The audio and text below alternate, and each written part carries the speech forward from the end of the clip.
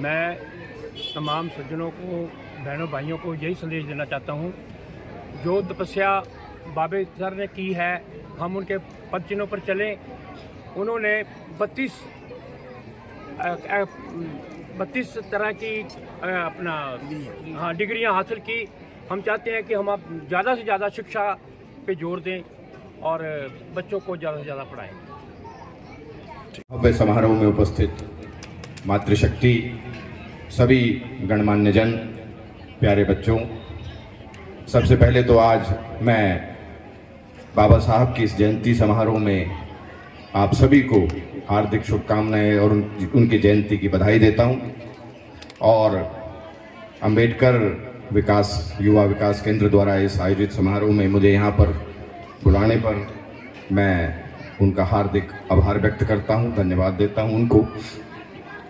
महापुरुषों के जयंती समारोह में उपस्थित होना बहुत ही सौभाग्य का क्षण होता है, क्योंकि महापुरुष जो हैं, इस बहाने से हम उनकी शिक्षाओं को, उनके मार्गदर्शन को याद करते हैं, स्मरण करते हैं, उनको वंदन करते हैं, उनको नमन करते हैं।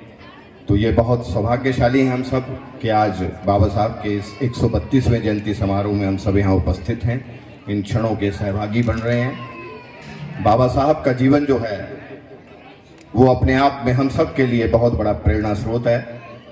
बाबा साहब ने भारतवर्ष में घोर विषमता, घोर असमानता की स्थिति से उबारने में इस भारतवर्ष को बहुत बड़ा उनका योगदान है। संविधान निर्माता, युग दृष्टा बाबा साहब थे।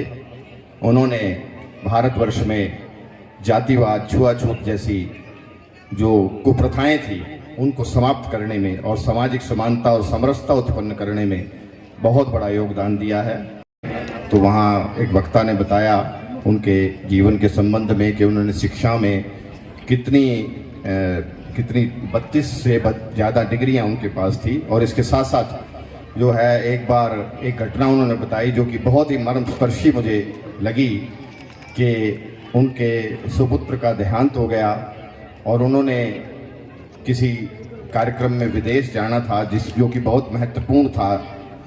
तो उन्होंने विदेश जाना जो है वो अपना कैंसिल नहीं किया। और जब उनके संबंधियों ने कहा कि भाई आपको इतना बड़ा शोक हुआ है, पुत्र शोक हुआ है और आप फिर भी विदेश जा रहे हैं, तो उन्होंने कहा कि मेरा एक पुत्र है, इसे तो आप संभालें, ये तो जो होना था हो गया, लेकिन अब भारत माता के करोड़ों सपूत जो हैं उन्हें मेरी ज़रूरत है और मैं जो है विदेश जरूर जाऊंगा। अब इतनी जो है इस घटना से आप अंदाज़ा लगा सकते हैं कि बाबा साहब का जीवन जो है किस प्रकार का रहा है और भारतवर्ष के समाज के प्रति और देश के प्रति उनके मन में कितनी भावना थी। और ऐसे व्यक्ति को हम आज याद कर रहे हैं, ये हम बहुत सौभाग्यशाली हैं।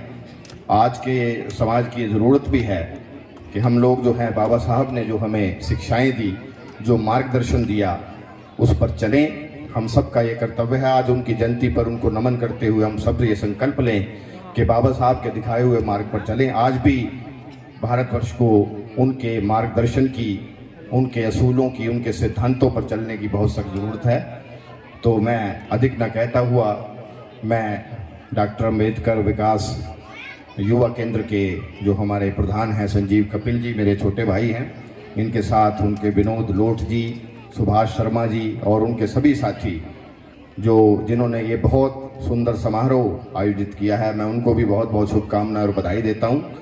और इसके साथ साथ पुनः उनको उन्होंने यहाँ बुला करके मुझे ये मान सम्मान जो दिया है, उसके लिए उनका बहुत बहुत आभार व्यक्त करता हूँ। बहुत बहुत आभार, बहुत बहुत धन्यवाद। जय भीम।